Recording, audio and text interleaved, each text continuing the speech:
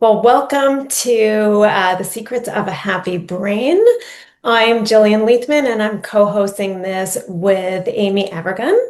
Amy, are you here? Do you want to introduce yourself? Yes, I'm not on mute. Hi, everybody. We want to have Jill and I love to do these together. We have a good time, so that's what we want everybody to have. John already reached out, said he was feeling like he was at the Red Sox game. So if only, right? We only have a few more weeks till spring in this dreadful Northeast. Jill and I are just a little curious. We got a lot of people enrolled today, and we're just curious what attracted you to the session. If you want to just throw that in the chat along with your LinkedIn thing or where you're calling from, we'd love to see it. Okay. Other than that, Jill, you want to take it away? Sure. Thank you. Thank you, Amy. There was a reason why we were playing Sweet Caroline by Neil Diamond. It was strategic on our part. And one of the reasons, tell me what you actually, let's go, let's do this. Tell me, I don't, did it instigate anything in you? Did you feel a certain way when you heard the song? Feel free to take to the chat and write, contribute there, or you're also welcome to take yourself off of mute.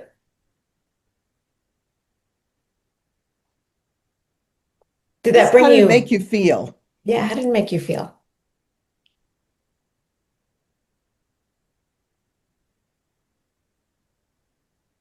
I'm looking in the chat. Okay. Happy, upbeat. We love it. Okay. Like a winner. All right. Energized. And see, Marcella said she noticed her mood perk up immediately. All right. Mission accomplished, Jill. Excellent. And happy memories. I love Happy that. memories. That's I love great. that. And that's actually our first secret to Happy Brain is the power of music. And it's not just music, it comes under a much larger category. Thing you could think of it as the power of nostalgia. And believe it or not, nostalgic events, nostalgic memories, which most often, when you think back to something that makes you nostalgic, it's usually something that is happy, right? We're not talking about moments that were challenging for you in your life or moments, where you were ruminating about things. We're talking about moments that were happy. And they often involve people when you think back to a particular era or when you're nostalgic about something in particular, it's a wonderful thing for the brain because the brain actually gets a dopamine hit, believe it or not, which is a really important thing because as we age, for some reason, scientists don't know why, but our we don't have as much dopamine as we once did. And if you don't know what dopamine is that feel good hormone, that feel good neurotransmitter. So when we listen to music, and particularly it often ties into times when we were coming of age. So events that really had a profound influence, events or music that had a profound influence on your life and your identity, they usually make us really nostalgic. So, because they have an emotional appeal to them, because we're often with other people, and because music in particular happens to be so powerful, because you don't learn the words to Sweet Caroline listening to the song once, but it's something that you've heard many times, and so it gets encoded in certain parts of your brain. And music actually gets encoded in a particular part of your brain that sustains its memory for a very, very long time. So even when we see as people age or as people experience dementia or Alzheimer's, the music centers of the brain tend to be protected from memory loss for much, much longer than any other parts of the brain. So that is why you might have had a nostalgic moment when we played Sweet Caroline, but something that you should think about. Some of you said that it put you in a really good mood. You had happy memories. So something to think about when you want to inspire your brain, put on some, good old tunes that will bring you back to a time that you think fondly about. And with that, I'm going to pass it to Amy Oh, unless okay. there are any I comments or thought I thought questions. maybe we were going to ask. So I'm going to tell you, I had a very nostalgic music experience over the weekend, and I went to see the movie Elvis Presley in concert. Now, I have to tell you, I was never an Elvis fan, but this is, if you have a chance to see this, somebody, I think his name is Baz Luhrmann, found old reels of Elvis getting ready right when he got out of the service to do shows in Las Vegas. And it is an hour and a half that goes by in 5 minutes. And it's not just Elvis songs, there's Beatles, there's Simon and Garfunkel, all this kind of stuff. But if you want like a treat for your brain and just to kind of separate from everything that's going on in the world, see if you can find it because it is totally a nostalgic treat. It was called Elvis Presley in Concert. And his costumes are unbelievable. They're worth the price of the ticket. Anyway, so onward to my next favorite, one of my next favorite things, which is you can see this book, Your Brain on Art, is one of my more recent favorites. And the authors are Ivy Ross, who is the chief design officer at Google, and Susan Magsamen, and she runs the International Art and Mind Lab at Johns Hopkins.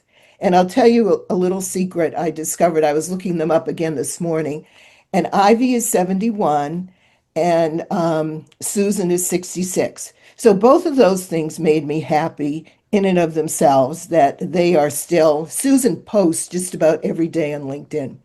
And here's the thing that they found. This book is filled with research studies that show that bringing art and nature into your life is a game changer. Now, everyone's thinking, yeah, sure, true, I love to take a walk. But this is way beyond that. This is drawing, going to a museum, walking, obviously, in nature, taking the time to observe in nature, painting, doodling. So if you're sitting there and you're kind of doodling while we're talking, you're doing something else that's great for your brain, and don't let anybody tell you that it's not a good thing.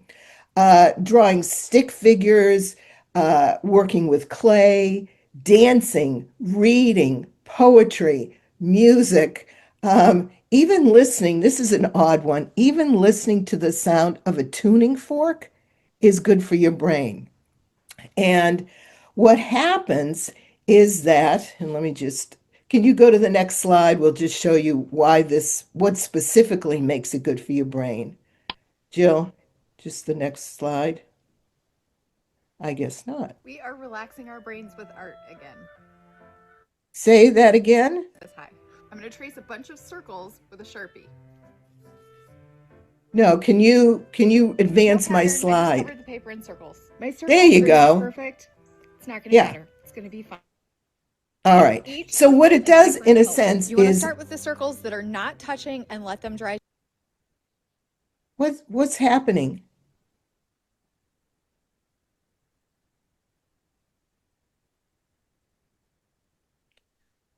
Okay. Uh, there was something else that was playing at the same time. So what happens is your blood pressure and cortisol, which is your stress chemical, goes down. And as Jill had mentioned earlier, dopamine goes up, which dopamine is kind of the motivational chemical. And serotonin goes up, and that's kind of a sort of a mood stabilizer. And oxytocin, which we're going to talk about a little bit more, a lot of you are probably very familiar with it. It's kind of the love hormone or the bonding hormone or nature's hormone. So anything that gets all of these going is great. And here's the punchline: you don't have to be good at any of this stuff in order for it to have an effect. So if you think about Elaine on Seinfeld, and she was a terrible dancer, she was still getting all of this good stuff coming her way. You don't have to be good at it. So anyway, just uh, they also you may want to Google them and you can listen to these two women. They have like a piece from a podcast and they kind of summarize their finding. But in a sense, go do something artsy today. All right, so that's one thing we wanted to talk about. And then, Jill, can you go to the next slide, I hope? There we go. All right. Anybody heard about this, a nappuccino? Anybody know about a nappuccino? All right. This is something that I came across from Dan Pink. And his book is when it's called The Scientific Secrets of Perfect Timing. And he does his pink cast. And one day he was talking about how having a cup of coffee and taking a nap is really good for you. So you may want to make a note and just kind of look it up because I'm just going to tell you. And by the way, he is, I don't think, a big fan of caffeine, but here's how it works. He says in the afternoon, when you are kind of tired, you may want to take a 20-minute nap to fight off kind of your afternoon energy slump. And by drinking coffee immediately before you sleep, the caffeine kicks in just as you wake up. So it provides a double boost of alertness. So, in other words, the minute you drink it, it doesn't immediately give you a boost. And so here's how he says consume a cup of coffee or another caffeinated drink, and then immediately lie down. Set a timer for 20 or 25 minutes. And he says again, the best time is kind of early afternoon or maybe 7 hours after you wake up. And why it works is that roughly 20 to 25 minutes for caffeine to pass through your digestive tract and enter the bloodstream is the perfect time for you to wake up from your nap. And so this is his recommendation. And it's kind of a fun one to try. I mean, sometimes in the afternoon, I'm wandering around thinking, what do I feel like eating? What do I feel like drinking? So maybe it's a cola. I'm a big hot chocolate person. And then immediately go for your nap. So that's another cool health one. And then my next one, Jill, do you want to just go to Yeah, the Amy, next? actually, Lem has a question, and he wants to Oh, know if good. a 90-minute nap in the afternoon is too much. I think Dan Pink says it is. Yeah.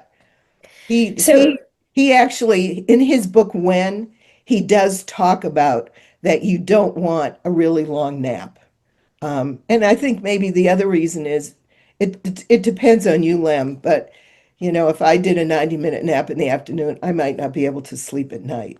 So there's always those trade-offs. But so the I do the 20 or 25-minute thing, and I'll tell you, it is a boost. Jill, did you want to say something else? Yeah, sorry, I didn't mean to interrupt you. Dr. Sleep would say that the challenge with the 90-minute nap is that you're getting into a REM cycle. So, and then you break it. So you don't get the complete cycle, and that's why you end up waking up groggier and more tired than when you initially, went for the nap.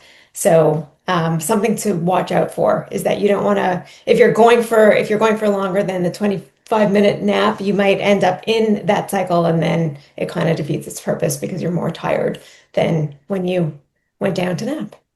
So you anticipated Kristen's question, and hopefully, Kristen, you got your answer. So let's move on to a different topic, one of my favorites, okay? And I think we're all very aware of, the loneliness epidemic. We're all hearing that, being lonely is the equivalent of, smoking 15 cigarettes a day. So this is another one of my favorite books written by Marissa Franco. And the name of the book is Platonic. And she is a psychologist. She's a friendship researcher, which is kind of a cool thing to be. And she's a professor at the University of Maryland. And her book is How the Science of Attachment Can Help You Make and Keep Friends. And again, what happens with friendship, we're going to go back to our friend oxytocin, which is nature's medicine. And it's because it's a very powerful hormone that promotes bonding, it reduces stress. It also offers, and this is a good one, anti-inflammatory antioxidants and immune boosting effects. And all of that, basically helps us with social connection, healing, and stress resilience. So, her message, and it's an interesting book. She has some ways that, to pursue friendship. And really, I think the word here, and we've had some other encore sessions on this, is we just need to be more intentional about making friends as we get older. Often, when we retire, we lose a lot of those day-to-day connections, or if we have children who don't live nearby. And so it just helps to say to yourself, okay, who can I reach out to today? What am I going to do to increase friendship? And I actually think it goes beyond that. And I live in an elevator building. And one of my things is when I'm in the elevator, I try and find something to say to the other person in the elevator. It could be about, what the weather is. It could be if they're carrying a bag from somewhere, just anything. Again, all of us as human beings like to be acknowledged and seen and smiled at. And I always find when I get off the elevator, if I've just gotten kind of a nice response versus a person looking down at their phone, which, often happens, I feel better. So it's kind of a win-win. And, I do the same thing if I'm in line. Honestly, I'm probably annoying, but if I'm in line at the supermarket or a coffee shop, I might just say something like, oh, gee, I like that too. It doesn't matter. Just, I think, reach out and, make friends, make acquaintances, or just let other people feel like they're being seen. All right, Jill, talk about our next best friend. So our next best friend, how many of you have pets? Take to the chat, or you're welcome to take yourselves off of mute. And do you have a pet, and what kind of pet do you have?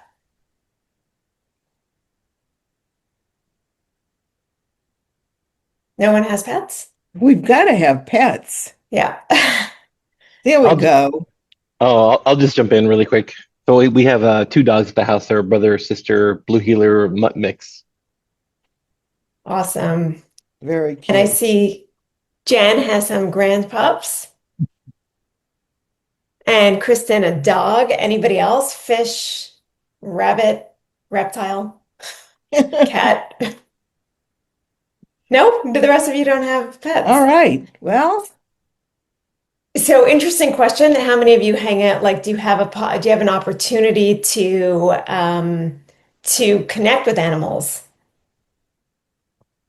So I see Tanya's saying yes. Yeah. Um, I'm not going to take the teenager one. I'll let Amy respond no, I'm if looking you'd at like. Victor. He Yeah. wants Haha. ferrets. So the My interest, daughter, oh, I'm yeah, go sorry. ahead, please. My daughter has a cat, so I say I have a grand cat. Yes. So I go babysit, and when I see her, I have a chance to play with her. And my partner has a dog. So I get my fix of animals, and I know how powerful that is in especially when it comes to loneliness, because my partner actually lost his dog, and then he had surgery, and he got a puppy because that's what kept him company while he was home for like 3 months. So I really see the importance of having and the comfort that it brings. So yeah, pets are great. Yeah, certainly some, Maggie said she travels too much, and certain they're a huge responsibility. This is my little guy. He's not so little, actually. He's right behind me. chilling. But pets, pets, there's some really interesting research about pets and the brain. And, taking off from what Amy was saying before with regards to friends, it's really interesting that some of the same benefits we see that friends provide, pets also provide. So pets actually, there's some research indicating that the oxytocin hormone that Amy was referring to before, so that bonding hormone, that love hormone, we know actually takes effect between a pet and their owner. So, and it's elicited, not it's actually so a pet can elicit it in you, and you can elicit that neurotransmitter actually in a pet.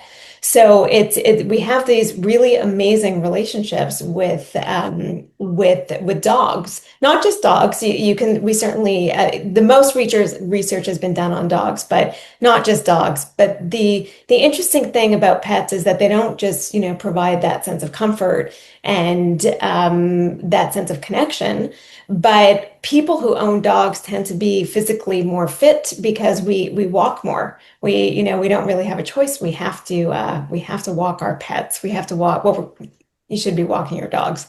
I see that. Aileen, you have a question? I apologize if I did not pronounce your name correctly. Oh, it's Irish. It's Eileen. Eileen. Yeah. So this is great. I just wanted to contribute something on a little bit of a different um angle. So we're in between pets. We used to have two dogs and they passed away, and then I'm just busy with work. In our backyard, we have like an open field, and then we have forest. And one of my things that I love to do is be out in nature and see animals. So I have discovered a beautiful fox family, and so I go out there. It's way out on the edge, and I put little eggs out out there, and they come to the edge, and they eat them. But I mean, it includes, I'm going in a movement. Some of my neighbors are interested, so there's a social connection. The foxes are very cute. They provide a nice canvas for picture taking. So there's other things that you could. I know that dogs are great because we've had them, but birds and just being out in nature. So I'm just adding a little bit of a rabbit hole on the other side. No, we love it. We love rabbit holes, and it's not. You're right. It goes far beyond. It doesn't have to just be a dog, right? It could be anything that you feel provides comfort, provides companionship. That's what they really do. They provide companionship, right? So we're all for, if you can, if you don't have a pet, you might just want to, hang out with one, take care of one, or just walk one, or just enjoy the foxes in your backyard. The other thing that pets do is they provide a tremendous amount of emotional support. So those of you that have dogs, we see it more in dogs. I guess it is possible with a cat. I don't know. Please chime in if you've experienced this with a cat. But dogs tend to pick up on our emotions. They know they are very good at reading faces, visual cues, and they're very good at understanding tone of voice. So they'll know, right, when you're angry with them, or they'll know when something's going on. Often they'll know when something's going on with you. And so the emotional support that they often, provide is if you're having a really bad day, and going back to what Amy was saying before, and your stress levels are high, that your cortisol levels are high, dogs, will come around you. And by just stroking them and patting them, and that will bring down that stress hormone, which is imperative for your brain, really, because the more stress we have, if you're constantly in chronic stress, that is going to negatively influence your brain. Amy, I think Doug wrote something in the chat. He I can't did. really see it.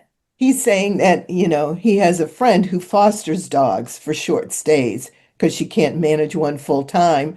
And then I jumped in and said, I have a friend who always seems to have somebody's pet at her house, from a gecko to God knows, a cat or a dog or a rabbit. because she has friends who travel. So Maggie, you could go ahead and maybe get a pet, and then I could connect you with my friend who could watch it while you're gone. Anyway, I think that's let's see, there's give the facilitators that I need. Oh, all right. Sorry about that, Tanya. Anyway, yes, there are ways to, as Jill was saying, to have pets in your life without being a full-time pet owner. Yeah. And the last thing, and we've spoken about, I'm sure we've spoken about it extensively here at Encore, is that purpose, right? Purpose is such an imperative part of longevity and living a healthy life. And one thing that, another thing that pets do is that you have to walk them, you have to feed them, you have to care for them. So it gives us it automatically builds into to our life a sense of purpose because we have to take care of these guys. So, our last tip is about pets and brains and just the benefits that, again, whether you don't have to own one, maybe you just want to spend some time with one. So, those are our 5 tips, our 5 secrets for a happy brain. Are there any questions or comments about this? Anybody want to chime in? Yeah, Eileen is saying it brings in routine as well as purpose. 100% Eileen. Yeah, yeah. Which is always, it's relaxing to have something as a habit and a routine, isn't it? Yeah. I So think the this interesting, this whole but thing, oh, go ahead. just wanted to say about routine. I think one really interesting thing about routine is that there's an irony there, right? We think sometimes of routine as being rigid, but there's a lot of freedom in routine, especially for people that are in transition, because it gives us a way to structure our lives when we feel that our lives are so very much, unstructured or we don't have, if you no longer have work and you're retired and you have nothing to hang your hat on, that routine can actually be really imperative to helping you navigate a transition much more positively. So I think that sense of routine should probably be up on the slide as well because that's a really it's a really good point. Anybody who's been on one of these with me knows that I am the queen of small steps. I always get people to identify. You want to go one more slide, Jill? Ridiculously small steps. So, a ridiculously small step is something you can do in 30 seconds or less.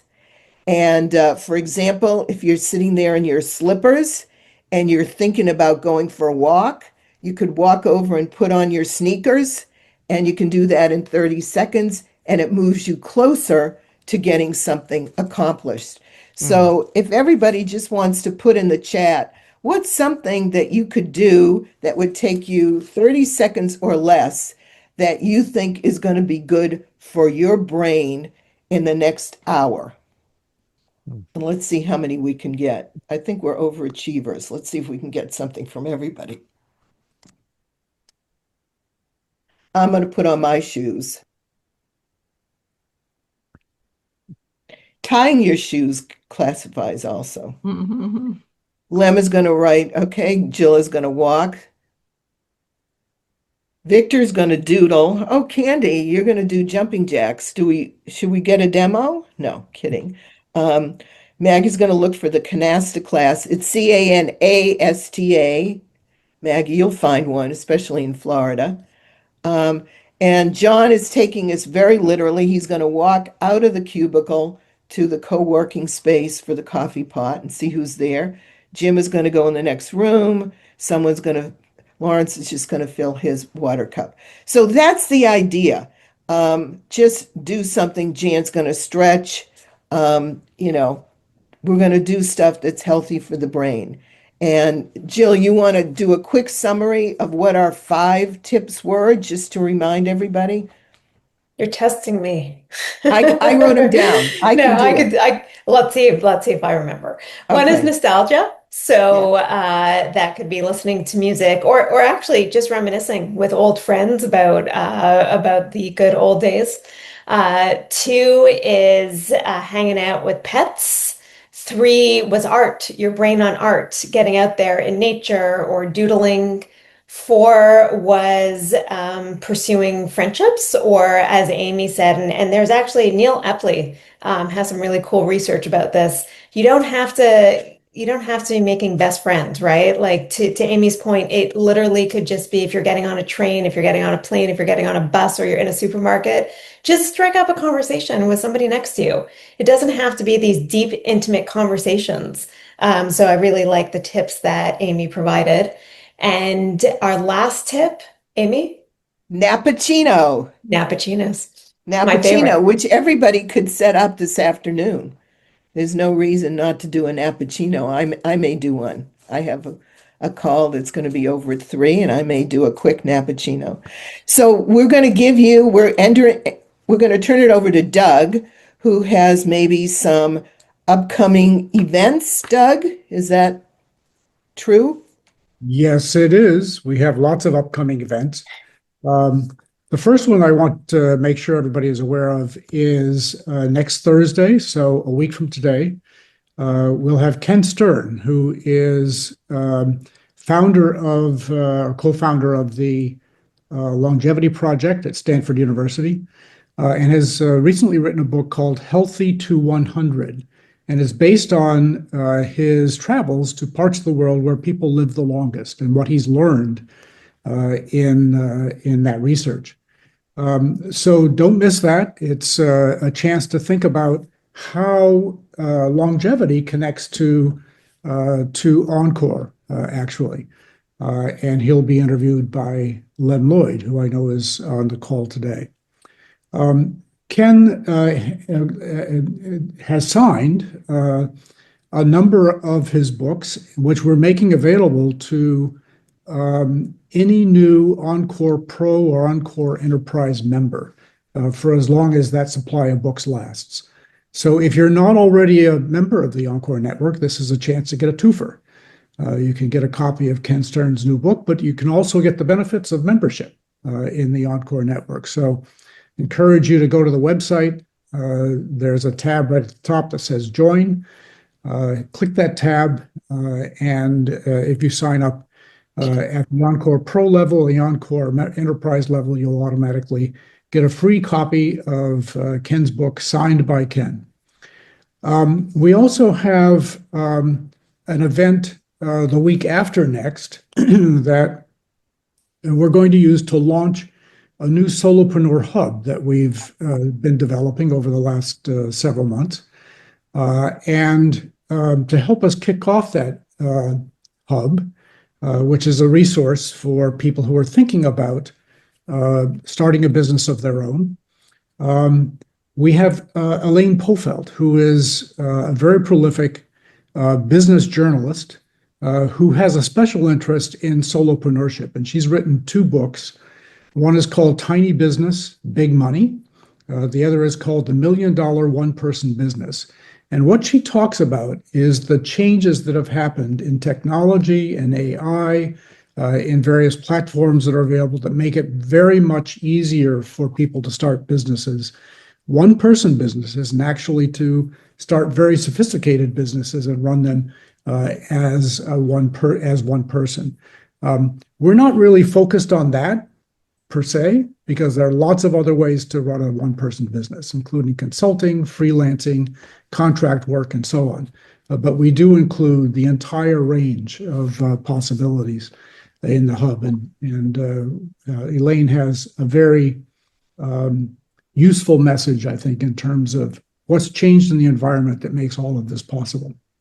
And this is particularly relevant for people over 50, many of whom are looking for side gigs, looking for ways to earn money in their retirement years, looking for ways to work when they can't find a job for various reasons. And we know that the economy is slowed and the job market is frozen at this moment. So this is a useful alternative for that reason as well. Doug, when is that? That is March 18th. And if you go to the website and click on events, you'll find all of this information, and you can register by signing up there. International Happiness Day is on Friday, March 20th. And we're going to celebrate that with Dana Hilmer, who is a member who is certified in the field of positive psychology. And she's going to talk to us about happiness. And I'm sure there'll be some links to what we heard today. So don't miss that one. And finally, we have a workshop coming up at the end of the month. That's on, by the way, that was March 20th.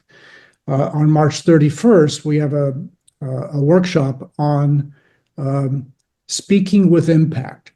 This is not just public speaking. This is a workshop that helps you think about what you say and how to say it in a way that really makes a difference. And for all of us who do work or who have opportunities to present or advocate or be involved in various ways that involve creating strong messages, this is a workshop that you won't want to miss. Larry Jacobson, who is a certified, Amy, do you remember what his certification is? He's probably public speaking coach. I'm just going to make it up, but that's Well, what he does. That's what he does, but Yeah. there's a term for his certification. So he's going to lead this, and we want to take advantage of his expertise and experience in this field. That's it. Over to you, Amy and Jill, to close out. Thank you, everybody. We hope everyone is walking away with some little thing you're going to do to make your brain a little happier today. And what do we say? One day at a time, one small step at a time. So thank you for joining us. And hopefully, we will see you at the next event. Right, Doug? Exactly. Jill, any final words?